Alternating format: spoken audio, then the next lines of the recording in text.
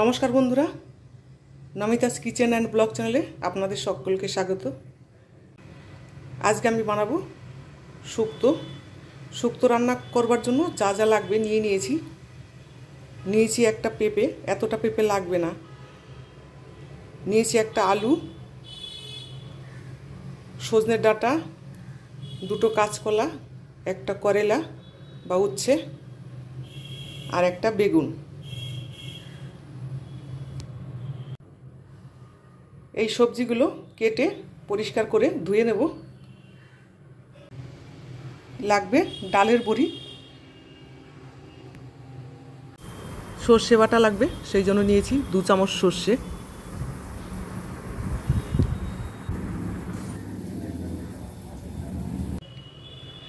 আর লাগবে একটা মশলার গুঁড়ো, সেটা আপনাদের পরে বলছি। সব সবজিগুলো কেটে ধুয়ে নিলাম, শুধু উচ্ছেটা আলাদা করে রাখা আছে। উচ্ছেটা আমি আলাদাভাবে ভেজে নেব আর ডালের বড়িটাও ভেজে নেব।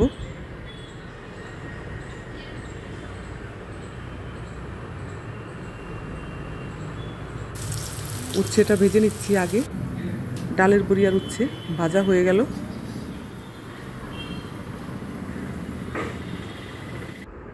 এবারে সর্ষে বাটা বানিয়ে নেব। সর্ষে পেস্ট করবার সময় দিয়ে দিচ্ছি আধা টমেটো, আপনারা না দিলেও পারেন, আমি দিয়ে দিচ্ছি আধা টমেটো। বানিয়ে নেব খুব সুন্দর মিহি একটা পেস্ট। বানিয়ে নিলাম সর্ষে আর টমেটো দিয়ে একটা পেস্ট।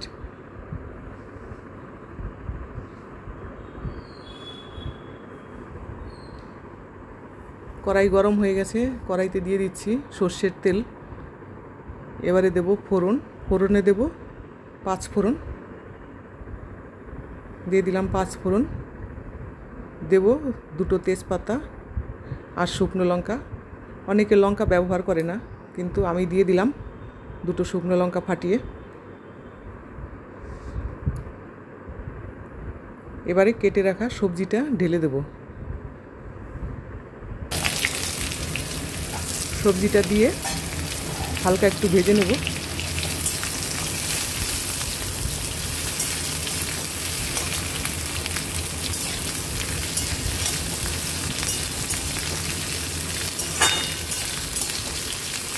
দিয়ে দেবো 1/2 চামচ হলদি পাউডার।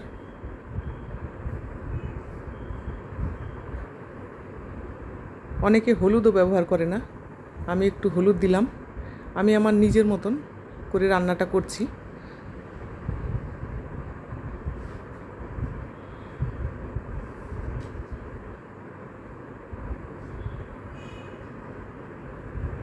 একটু ভাজা ভাজা হয়ে গেছে।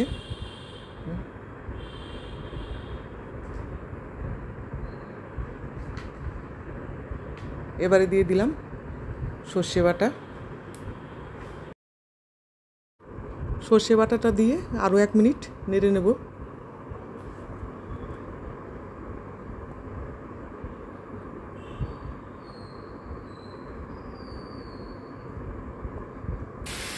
দেব অল্প পরিমাণে একটু জল।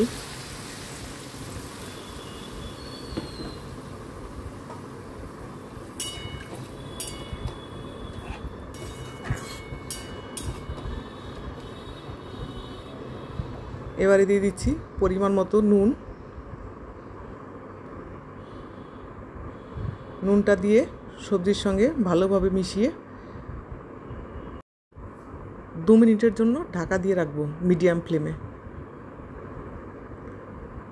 2 মিনিট বাদে ঝোলটা অনেকটাই শুকিয়ে গেছে আর সবজিগুলো ভালো মতো সেদ্ধ হয়ে গেছে। এবারে দিয়ে দেবো 1/2 বাটি দুধ। আজকে আমি দুধটা কম ব্যবহার করছি, পুরো দুধ দিয়ে আমি শুক্তোটা রান্না করছি না, দিয়েছি একটু জল।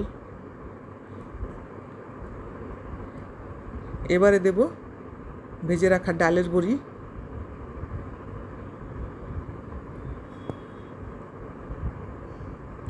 ডালের বড়িটা আমি একটু গুঁড়ো করে দিয়েছি, হাত দিয়ে ভেঙে দিয়েছি। দেব ভেজে রাখা উচ্ছে,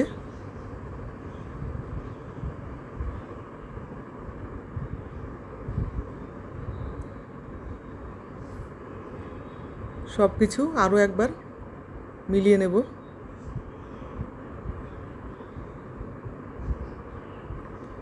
আরও 2 মিনিটের জন্য ঢাকা দিয়ে রাখবো মিডিয়াম ফ্লেমে।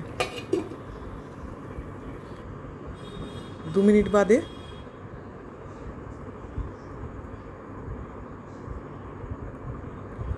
আর একটু নুন লাগবে, দিয়ে দিচ্ছি আর একটু নুন।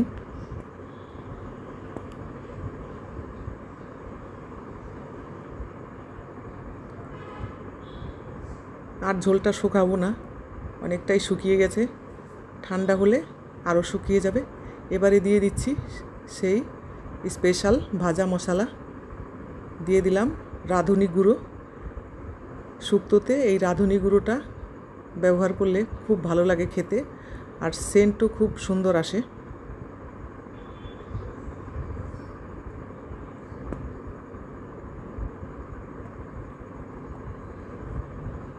দিয়ে দিলাম সামান্য পরিমাণে একটুখানি চিনি, আর দেব একটু ঘি।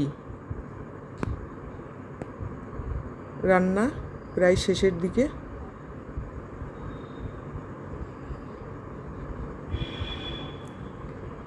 আরও একবার সব কিছু মিলিয়ে নিলাম।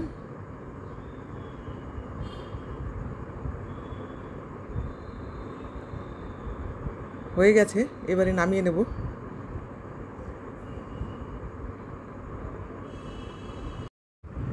খুবই সহজভাবে তৈরি হয়ে গেল শুক্তো। যে কোনো দিন বানিয়ে ফেলুন আপনারা এরকম শুক্তো, গরম ভাতের সঙ্গে খুবই ভালো লাগে খেতে। আর রাঁধুনি গুঁড়োটা দিলে আরও টেস্ট হয় খেতে। রেসিপিটা কেমন লাগলো অবশ্যই জানাবেন। ভালো লাগলে একটা লাইক করবেন, কমেন্ট করবেন, আর আমার চ্যানেলের সঙ্গে থাকবেন। Thank you.